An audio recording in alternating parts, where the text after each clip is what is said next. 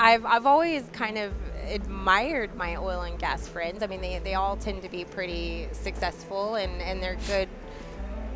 They're all good people. Otherwise, they wouldn't be my friend, right? So it's exciting. It is though intimidating because it is so far from anything I've ever done.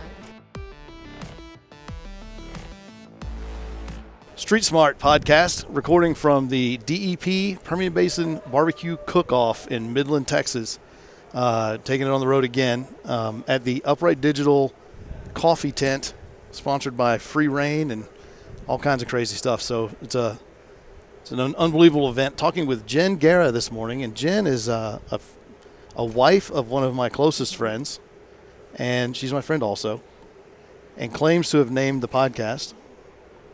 And may have actually named it, though she said Street Smarts with an S, and so clearly it's obviously very different. But Very different. I wanted to talk to Jen today because she's brand new to oil and gas, and this is the first type of event that she's been to like this, and I just kind of want to get her feel on, what she thinks of the industry and everything. But I appreciate you being a part of it. Thank you for having me. So let's start with that. Like, what industry did you come from to come into oil and gas? Okay, so before I came in December, I joined the industry December 2023. Before that, I was managing a medical spa for about 7 or 8 years prior. So completely in the Woodlands, in right? the Woodlands, right. yeah. So completely different industry. So you and I live 15 minutes from each other, and we came to Midland to do this. Yeah, exactly. That's right, yeah. So you're managing a med spa in the Woodlands Yep. for 7 years or more. Yep. And it was stressful, and I didn't really make a lot to show for it. So about 3 years ago, I started to get really tired and kind of started praying and hoping for another opportunity. And it's not one of those, I'm not in that kind of situation where I can just quit my job and start looking for something else. I had to keep a dual income for my family. So it was, just hoping something would come along, kind of looking, but nothing was really, opening up. And then out of nowhere, something did open up. And so I took it. So here I am. And you joined the company, and the company is OneX. Correct. And what does OneX do? We are a oil service company. I know we do like rig ups and rig downs. We do sand management. We do like rentals and all kinds of things. But I am still learning about what we are doing. Sure, there's a lot to learn. Yes. There's a lot to learn, and Yes. it's oil and gas is a vocabulary unto itself. Right. And if you're not from the world, it all sounds like a foreign language Yes. for a while, but you'll figure it out. And so you join OneX, and at the time, was it called OneX at the time? No, it used to be Covenant Testing Technologies. Okay. So, But we've rebranded. the product offering didn't change. You just rebranding and Correct. that type of stuff, yeah, right? it's a straight rebrand. The company was Covenant, was kind of on it. The way it was run, it wasn't a business model that was sustainable. So there were practices within the company that were kind of driving the company to extinction. And luckily, fortunately for the company, a private equity firm came and bought the company, and they changed leadership, and it's kind of being cleaned up now. So, I mean, the service, I know the service side of Covenant was always good. It was just kind of the way the money was managed, and some of the policies were not effective for sustaining not a good business model, basically. And so there needed to be some changes in order for the company to kind of survive and manage its resources effectively. So that's kind of where we're at. We've got new leadership. We've got a new CEO, and part of changing the company and growing the company and building it into something better was rebranding. And so I know they've always offered good service. I know that, but now there's just the way that the money is being managed and the way the way that the company's being handled is changing, and I think that's going to help grow it. No doubt. And, Yeah. That's with any service company. And, Wildcat's a service company, and cash flow is so important. And sometimes you get elongated cycles on payment and things like that. And so if you're not operating in a fiscally responsible way, man, it can get out of hand quick. Yeah. And so you come into the oil and gas industry into a unique situation in that the company you join, the industry is going through a transitional period. Correct. And that's going to, in some ways, is going to be challenging for you to also have to navigate that, and while you're learning a new industry. What are some things you've done to kind of help that? I know you're a naturally inquisitive person, so no doubt you've asked a million questions. So as far as like what I've done in my role since I've joined to help change the company? To help yourself sort of learn the industry at the same time you're helping the company through this transition.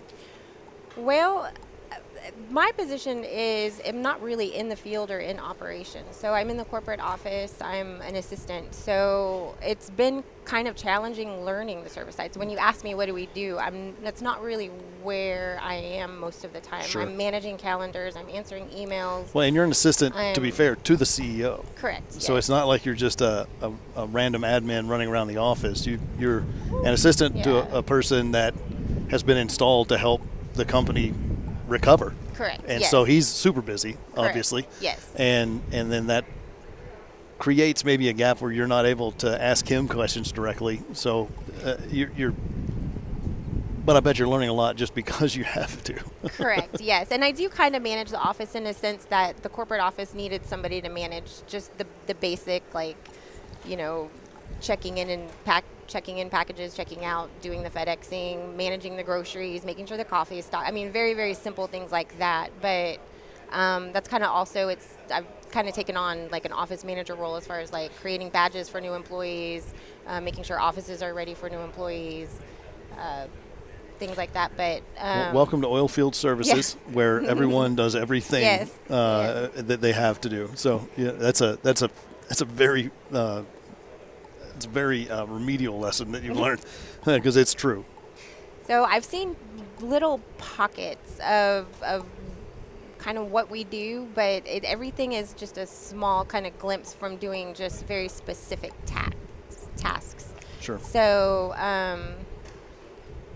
it's some of the projects I've worked on, like for example, like a sales tax audit. Like I've spent a lot of time, we're currently, doing a state audit. So I've been spending a ton of time getting invoices together and things like that for that audit.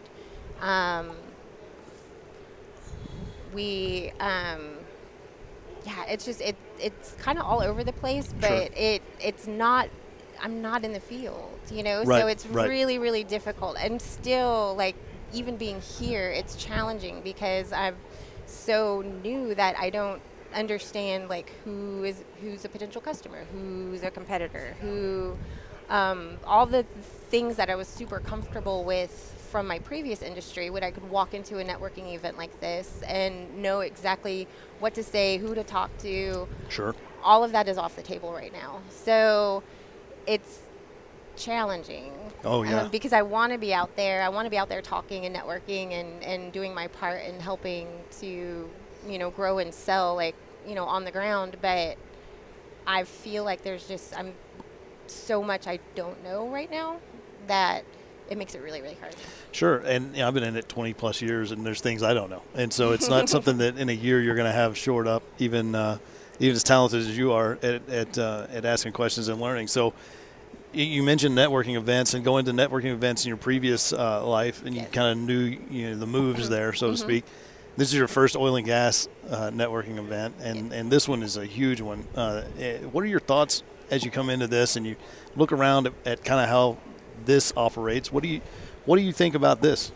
Well, I mean, this has been super exciting. It's very organized, but also very complicated as far as everything, all the work that has to go into making sure that this is successful, as far as making sure we have a beautiful tent set up and all the furniture and everything that has to go into the aesthetics. Y'all's of it. furniture is ridiculous. It's all glows it's very cool. That is credit to Upright Digital. So they helped us. So that's right. You guys are working with design. Upright Digital. Yes. But the glowing furniture, I've never seen that. It's very cool. And then your OneX logo that's out front. Yes. That's very cool too. Yeah. But yeah, there's a lot to it. And as you look around, are there similarities to this to other networking events you've gone to in other industries, or is this like, man, this is a unique thing? Well, in the med spa industry, we weren't really doing cook-offs, so this is a. Y'all didn't we were do huge barbecue events? No, that's not weird. Really. That's weird. But it is similar in that everybody's got something that they're trying to kind of show the world, right? So you've got to think of like what's the right swag, what can we give away that people will want to hold on to, or how can we collect, contact info. Like we're doing a raffle. I mean, there's simple techniques that you can use that are easily transferable from one industry to another with these kinds of events. Sure. What can you do to get contacts? What can you do to get your name out and give people things that they, will want to keep and remember your name for? And that's kind of the whole purpose of this for us was almost kind of like our coming out party as OneX. We chose this event because it is so big within the industry that this is a good time for us to tell the world, like, hey, we're OneX, and the rebrand was basically completed when? It's in August. It went official, like August 19th, I think it was when we launched August 19th internally, and then we launched externally on August 20th. So great timing. Yeah. To kind of get comfortable with the new brand and get everything squared away, and then you come to this. And how's the reception been here? Great. I mean, everybody is super friendly. It's been, I'm very comfortable here. We've got great neighbors. I think we're right next door to Taylor, and it's almost like we're real neighbors. They'll come over and say, hey, do you have a Coke we can borrow? And then well, it's good that they moved you because you were our neighbors. Yeah, we were. Interestingly, we're terrible neighbors. So, yeah. Yeah, I was really excited when I saw that they were putting us next to you guys, but I was not, because I was like, well, I'm going to be supervised, obviously. I feel like my mom is next to me. Oh, yeah, that's true. Yeah. No, we had the size of our cooker ended up being what moved us to a bigger tent. So we have a pretty that's large, a weird flex about your cooker. Yeah, we got a big cooker. Yeah. Congratulations, Jen, on your cooker. Yeah. So. Yeah. Yeah. So. When you think about the industry that you're in now, oil and gas, what are your impressions of oil and gas now that you're here? I mean, we're villainized in a lot of ways to people that are outside the industry, and you're from Texas, and oil and gas is less villainized in Texas, obviously. But having not ever been in the industry, what do you think about it? I mean, I think it's necessary. I mean, we need oil. That's just the way it is. I mean, I guess there's a lot I don't know or still need to learn about, like the environmental effects and things. And I guess I don't really know what side I fall on in that category. Is I want to protect the environment, but I also know that we need the oil, and so there's a lot there that I really don't have a strong opinion on yet because I don't know enough to really speak on it. But I mean, growing up in the area that I've grown up in, I mean, I've got so many friends that are in the oil and gas industry. I mean, when grown up in Houston and we've lived in the Woodlands. Hey, try growing up in Midland. There you go. I mean, that's all of my friends do this. See, I forgot you're from Midland. Right. So I've always kind of admired my oil and gas friends. I mean, they all tend to be pretty successful and they're good. They're all good people. Otherwise, they wouldn't be my friend, right? So, there's. Yeah. So it's exciting. It is though intimidating because it is so far from anything I've ever done. Well, and it's intimidating on a couple of levels for you. It's obviously a new industry, and it's so far from what you've done. But then you're joining a company in this transitional period, and so there's not a lot of time to spend really educating you and those types of things. And events like this will accelerate some of that because you're going to see all these amazing booths, and well, what's that thing? And somebody will tell you what it is, and then you're like, okay, well, I've seen that on an invoice or something. And so as you move forward with OneX, where ultimately do you see yourself contributing the most to helping that company progress? I mean, obviously right now you're working through the audit stuff and helping with this type of thing. Is this, like, this seems to me, knowing you a bit, that this is sort of in your wheelhouse, like being able to organize things, take charge of things, make sure it looks a certain way, feels a certain way. That seems to be really something you're naturally gifted at. Is that where you see yourself maximizing your contribution, at least right now? Yeah, I mean, right now I really love the spot that I'm in. I kind of like taking a back seat to having to call all the shots, if that makes sense. Previously, there was a lot of stress and pressure being in a management role, and now I can kind of sit back, let somebody else be in charge, but kind of watch. And I'm very close to the action from where I sit, so I can see everything from the inside, but not everything right now is falling on my shoulders. And I'm really kind of enjoying that role right now. It takes some of the pressure off, but it also, my job so far since I've been here has been incredibly dynamic. And it's just, it depends on the day. Everything I do is something different every day. And I'll take on a new project almost every couple weeks. I'll finish one, and then it's kind of like, well, what am I going to do now? And then something else comes up, and I'm starting a new, there's a new project to work on. For the past 4 or 5 weeks, I've been working just on this barbecue, trying to get everything ready. And now this is going to be over. And so I'm kind of, what's going to happen now? What's going to fall in my lap? I don't know quite yet, but something will, because that's just the way it's been. They'll probably fall in your lap before you leave the barbecue, exactly. To be honest with you. So that's exciting, because I do something a little different almost every day. And then sometimes when I get home, I'm so all over the place throughout the day that as I'm trying to talk to Daniel on the way home from work, he's like, what'd you do today? And I'm just sitting here going, I did a lot, but right. I never sat down, but what exactly did I do all day? Sure. Yeah, I have those days that happen a lot. I love that. I know I was working all day. Yeah, I don't know exactly what I did. Exactly. And then I start thinking to myself, did I really do anything today? Did I move the ball forward at all? And you do. I love the role I'm in. As far as where do I want to go from here, I really don't know that answer yet. It's almost not a fair question. I mean, you're still in the process. The transition is brand new. You're working through a lot of things. You're still learning, and it's just almost not a fair question. But I have no doubt wherever you are asked to help, you're going to be fine. You're a talented person, smart person. You'll figure it out. Yeah. Was that something that was different from your role at the med spa, where it was was the med spa more like predictable? This is what I'm going to do today, every single day? Kind of, yeah. I mean, it was, come in, answer phones, check in people, put out any fires that might come up, and it was dynamic, but not this dynamic. I mean, It was kind of the same thing every day. It's predictably dynamic. Yes, exactly. Whereas this, I really couldn't tell you what I'll be doing tomorrow. I have no idea yet, but something will come up, and then that'll be my new project.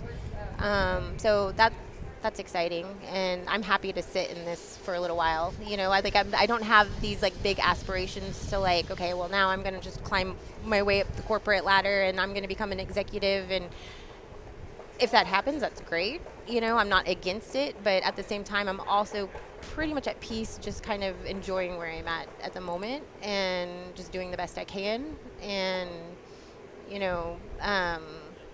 and just taking one day at a time, literally, because every day brings something new, and that's the fun part of it right now.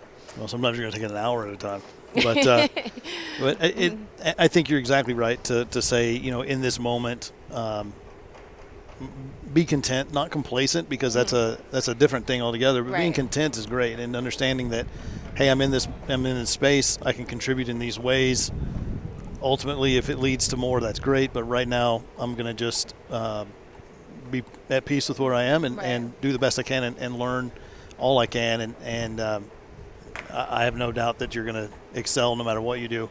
Thank you for being on the show. And this is much of an abridged show, so it was actually a pretty good opportunity to just sit and talk with you and one, say thanks for the name of the show, I suppose. Aww. There's 0 royalties in it for you.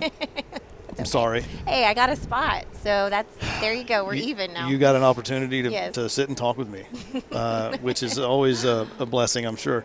But more than that, welcome to Oil and Gas. And Thank and you. If there's ever anything that you have a question about and maybe you don't want to ask it for fear of maybe seeming ignorant on something you think you should know, don't hesitate to ask. I can't guarantee I know the answer, but I know a lot of people that can help you. But any way that I can help your journey in this, please don't hesitate to ask. And again, thanks for just taking time this morning to sit here in the shade and in cold morning Midland and do your best not to shiver. But I appreciate you taking time to be here. Thank you so much. Thanks for having me. Absolutely.